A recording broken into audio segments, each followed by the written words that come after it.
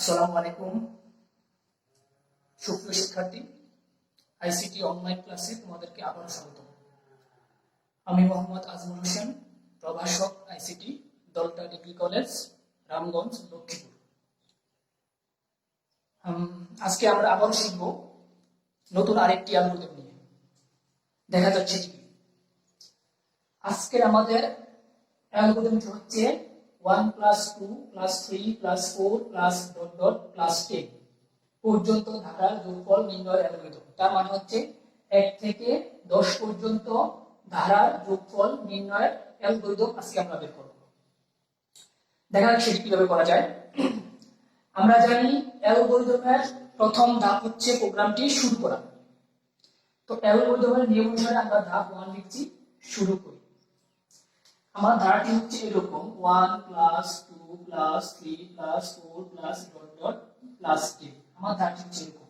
তার মানে হচ্ছে প্রথমে আমাকে যোগ করতে হবে 1 + 2, যোগ করার পর যেটি আসবে তার সাথে আবার যোগ করতে হবে 3, তারপর আমার যা আসবে তারপর আবার তার সাথে যোগ করতে হবে 4, তারপর সেটার সাথে আবার যোগ করতে হবে 5, তারপর 6, তারপর 7, এভাবে আমার 10 পর্যন্ত যোগ করতে হবে।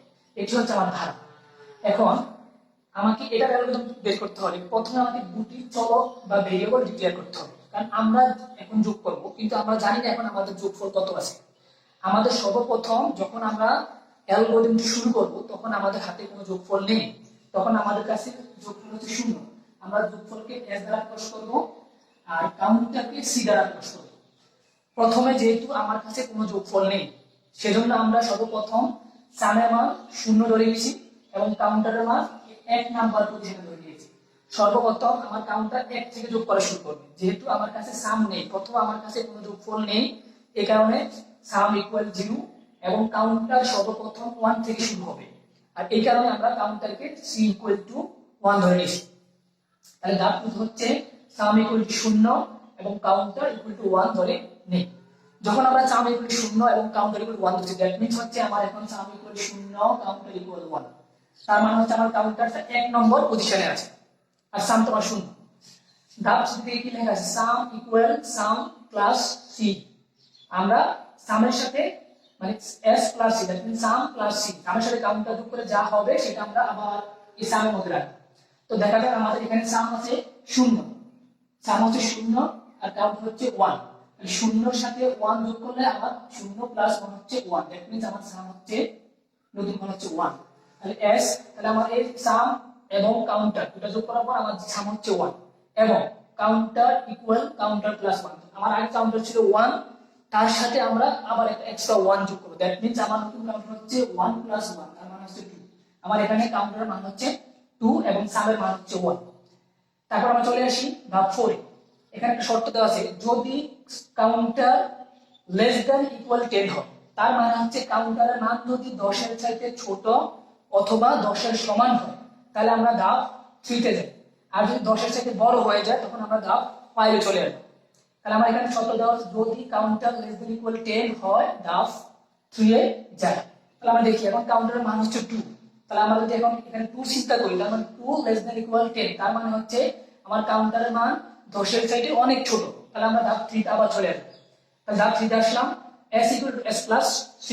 আমার আগে s ছিল 1, এখন s ছিল 1 এবং কাউন্টার ছিল 2। তাহলে আমরা s এর সাথে মানে এই যে s1 এবং কাউন্টার 2, 1 এর সাথে 2 যোগ করব, দ্যাট মিন্স 1 + 2, তার মানে হচ্ছে 3। তাহলে আমার এখন নতুন সাম হচ্ছে 3। এখন আমার সামের মান হবে 3 এবং কাউন্টার = কাউন্টার প্লাস 1। আগে আমার কাউন্টার মান ছিল 2, তার সাথে আমরা একটা 1 যোগ করব, তার মানে হচ্ছে 3। এখন আমার কাউন্টারের মান হচ্ছে 3 এবং সামের মান হচ্ছে 3। কাউন্টারও 3, সামও 3। আমরা ধাপ 4 আবার চলে আসলাম। তাহলে c মানে কাউন্টার < 10 যদি হয় ধাপ 3 তে যাবে, কাউন্টার মান হচ্ছে 3 এবং শর্ত হচ্ছে 10 পর্যন্ত। তাহলে আমার এখানে 10 থেকে কাউন্টার মান 3 অনেক ছোট, যেহেতু অনেক ছোট তাহলে আমরা আবার আমাদের শর্ত ফুলফিল করে না। আমাদের প্রশ্ন বলাই আছে c < 10 যদি হয়, যদি কাউন্টারের মান 10 এর সাথে 10 এর সমান অথবা ছোট হয় তাহলে আমরা ধাপ 3 তে যাব, বারবার রিপিট করব। আর যখন কাউন্টারের মান আমার 10 এর সাথে বড় হবে তখনই আমরা এখানে চলে আসব, ধাপ 5 এ চলে আসব। যতক্ষণ পর্যন্ত আমার c 10 এর সমান অথবা 10 এর চাইতে ছোট হবে ততক্ষণ পর্যন্ত আমরা বারবার রিপিট করে ধাপ 3 তে আসবো।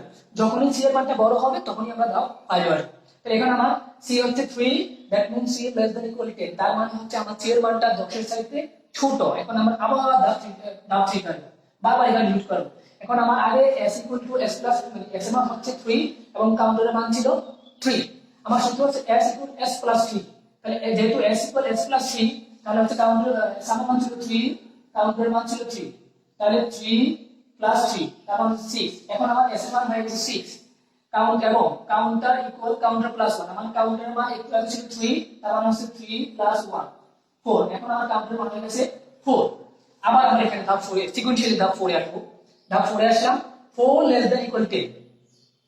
আমার এখনো কিন্তু আমার শর্ত ফুলফিল করে নাই, কারণ আমার বলছে যে 10 যতক্ষণ পর্যন্ত আমার এই কাউন্টারের মান 10 এর সমান বা 10 এর চাইতে ছোট হবে ততক্ষণ পর্যন্ত আমরা এখানে যাব।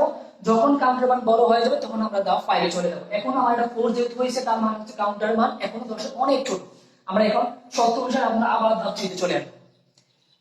3 তে আবার আসলাম, 3 তে আসার পর দেখলাম আমাদের সূত্র হচ্ছে s equal s plus c, তার মানে হচ্ছে সাম equal to some plus c। সামের মান ছিল আগে আমার ছিল 6, তাহলে 6 প্লাস কাউন্টার হচ্ছে 4, দ্যাট মিন্স 10। এখন আমার সামের মান হয়ে গেছে 10, কাউন্টার ইকুয়াল পাইছে ইকুয়াল পাইছে 4, তাহলে কাউন্টার ইকুয়াল কাউন্টার প্লাস 1, তার মানে হচ্ছে c equal to 4 plus 1, that means এখন আমার কাউন্টার হয়ে গেছে 5। এখন আবার আমরা এখানে চলে আসি 5 লেস দ্যান ইকুয়াল 10। এখনো আমাদের 5 10 এর চাইতে অনেক ছোট, তার মানে শর্ত ফুলফিল করছে। আমরা এখন আবার এখানে ব্যাক করব, কারণ এখনো আমাদের কাউন্টারের মান 10 এর চাইতে বড় হয় নাই। তো যখন আমাদের বারবার এখানে লেখা আছে কাউন্টার ইকুয়াল কাউন্টার প্লাস 1, তার মানে হচ্ছে প্রতিবার একবার ঘুরে আসার পর পর আমরা কাউন্টারের সাথে 1 করে যোগ করব, মানে বারবার একবার ঘুরে আসার পর কাউন্টারের সাথে 1 যোগ করব। তো যখন এখন আমাদের কাউন্টার হয়ে গেছে 5, তার মানে সাম হয়ে গেছে 10। এখন আমরা আবার ব্যাক করে এখানে আসি, সাম ইকুয়াল সাম প্লাস c, সাম মানে হচ্ছে 10, 10 এর সাথে কাউন্টার হচ্ছে 5, তাহলে এখানে আমরা নতুন করে আবার যোগ করব 10 প্লাস 5, তার মানে হচ্ছে 50। এখন আমাদের সাম হয়ে গেছে 50। কাউন্টার হচ্ছে counter equal counter plus 1, counter আগে ছিল একটু ছিল 5, এখন সাথে 1 যোগ করব, তার মানে আমার কাউন্টার হয়ে গেছে 6। এইভাবে প্রতিবার কাউন্টারের মান 1 করে বাড়বে। যখন কাউন্টারের মান 10 এর থেকে বেশি, দ্যাট মিন্স 11 হয়ে যাবে, তখন আমরা ধাপ 4 থেকে সিকোয়েন্সিয়ালি, যেহেতু আমাদের অ্যালগরিদমের নিয়ম হচ্ছে ধাপে ধাপে সমস্যার সমাধান করা, তো আমাদের অ্যালগরিদমের সিস্টেম বা মেথড অনুসারে আমরা তখন ধাপ 4 থেকে ধাপ 5 এ চলে আসবো। ঠিক তখনই আমাদের যোগফল s প্রদর্শন করব, তখন আমাদের সামের মান যা হবে, এখন তো আমাদের সামের মান 4, ঠিক যখন কাউন্টারের মান 11 হবে, এখন তো কাউন্টারের মান অনলি 6, পরের বার হবে 7, তারপরে বার 8, তারপরে বার 9, তারপরে 10, তারপর 11 হওয়া পর্যন্ত তখন আমাদের সামের মান যা হবে ঠিক তখনই সে আমার যোগফল s প্রদর্শন করবে। তার মানে হচ্ছে তখন সামের মান যদি আমার 100 হয় তখন সে 100 প্রদর্শন করবে, যদি সামের মান আমার 70 হয় তখন সে 70 প্রদর্শন করবে। যখনই আমার যোগফল প্রদর্শন করা শেষ হয়ে যাবে, তার মানে হচ্ছে আমাদের প্রোগ্রামটি শেষ। আর প্রোগ্রাম শেষ করার পর আমাদের অ্যালগরিদম নিয়ম অনুসারে সর্বশেষ ধাপ সবসময় থাকে হচ্ছে প্রোগ্রামটি শেষ করা। এই কারণে আমি ধাপ 6 এ লিখলাম প্রোগ্রামটি শেষ করি বা প্রোগ্রাম শেষ করি। আমি আবারও বলে রাখছি, আমাদের ধাপ 1 সবসময় হচ্ছে অ্যালগরিদম বা প্রোগ্রাম শুরু করা, এবং সর্বশেষ ধাপ যেটি থাকবে সেটি সবসময় হবে যে শেষ করা, আর মাঝখানের ধাপে সবগুলো ফর্মুলা থাকে। আমরা আশা করি এটা হচ্ছে আমাদের নরমাল সিম্পল একটা সিরিজ বা ধারা মেথড 1 + 2 + 3। আমাদের এরকম থাকতে পারে 1 + 3 + 5, 1 + 4 + 9, এরকম অনেক, 1² + 2² + 3² + 4² + ... অনেক অসংখ্য ধারা থাকতে পারে। তোমরা যদি দেখো একটি ধারা যদি তোমরা মোটামুটি কনসেপ্ট ক্লিয়ার করতে পারো, আশা করি তোমরা বাকি সবগুলো ধারা ইনশাআল্লাহ নিজে নিজে করতে পারবে। তোমাদেরকে অসংখ্য ধন্যবাদ। আসসালামু আলাইকুম।